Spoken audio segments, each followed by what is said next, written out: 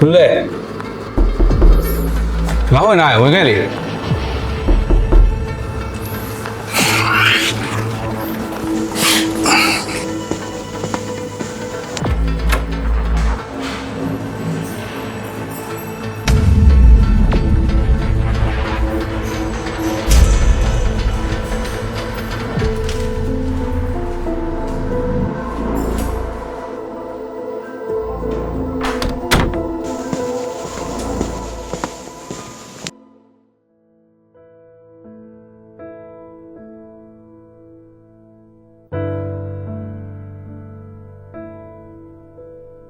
တို့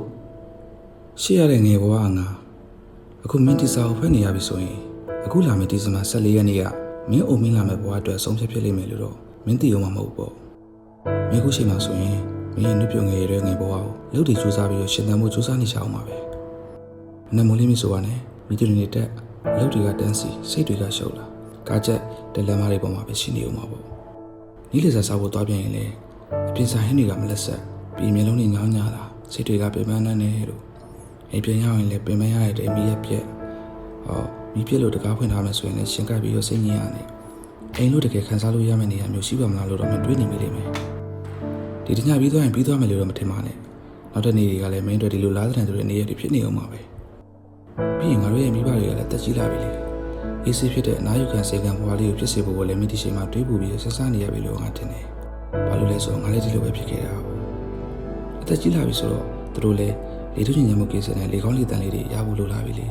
ကိုယ်ပဲမရှိဖို့လည်းလိုအပ်နေပြီကဲဒါရီထားပါမင်းစိတ်ဝင်နေတဲ့အရာတွေအားလုံးကိုဒီဇင်ဘာ14ရက်နေ့မှာမင်းဆုတ်ဖြတ်တဲ့အရာတစ်ခုပါပဲဖြည့်ရှင်းပေးလိမ့်မယ်အခုမင်းရဲ့အနာဂတ်ဖြစ်တဲ့ငါဆိုရင်အရန်ကိုမှတည်ငြိမ်အေးချမ်းတဲ့မြို့လေးတစ်ခုမြို့မှာလက်ဆက်တဲ့လူတွေရှူရှာပြီးတော့နေ့စဉ်တောင်းတနေကြနေဝင်ချိန်လေးကိုမိသားစုနဲ့တူစိန်ငံဘဝကိုခန်းစားနေရပြီအားလုံးငယ်ရွယ်စဉ်မှာလူတွေကြားတဲ့ရှင်သန်ခဲ့ကြပြီဆိုတော့အခုလိုနားယူတဲ့ကာလမှာလည်းဝါရဲ့ရတာကိုစိတ်ရှိရှိနေနိုင်ဖို့လိုအပ်နေပြီလေအားလုံးမိဘတွေဒီဘွားကိုရခဲ့ပါတယ်ငါဒီခါလေးကိုဒီနေရာမှာပဲဆုံးသက်လိုက်ပါစေမင်းရဲ့ရှေ့ကိုမြှုပ်တွေးပြီးတော့ဆုံးဖြတ်ရမယ့်အရာကဘာလဲဆိုတာကိုငါပို့ပေးလိုက်တဲ့ postcard လေးကိုဖွင့်ကြည့်လိုက်ပါဒါနဲ့ဈေးတန်ချိန်မှာဝယ်ထားပေးခဲ့တဲ့ကျေးဇူးပါချစ်ရတဲ့အနာဂတ်ကမင်း